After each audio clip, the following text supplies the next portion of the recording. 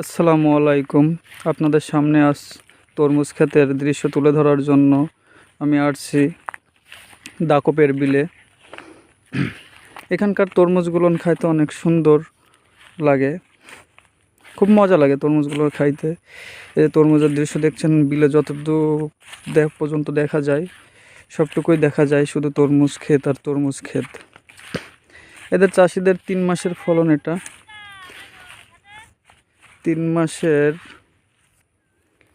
মাসের যে ফলন, এটা হচ্ছে 3 মাসের ভিতরে ফলনটা উঠে যায়। আর এই ফলনটা উঠে যাওয়ার বিঘা প্রতি এনারা লাভ্যাংশ টোটাল 1 লাখ করে ধরে, যাতে মোটামুটি ভালো একটা বেনিফিট পায় এখান থেকে এরা।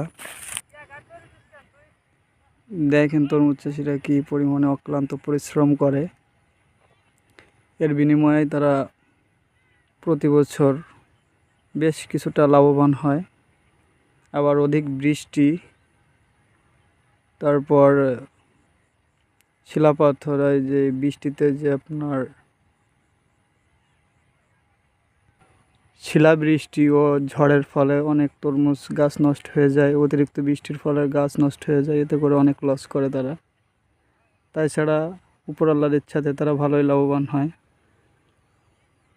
দেখতেই পাচ্ছেন প্রচুর গাছ, কোথাও ফাঁকা নাই। এই দেখছেন চায়না ফ্রুট, এটা হচ্ছে বলে সাম্মাম। এটাও ছোট প্রকৃতির হয়, 1 কেজি হয় বড় জোর। আর তরমুজ তো 5-6 কেজি, 8 কেজি, 10 কেজি হয়, সবাই জানেন।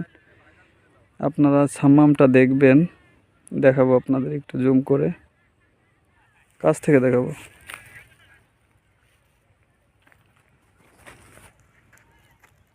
সাম্মাম সাম্মাম।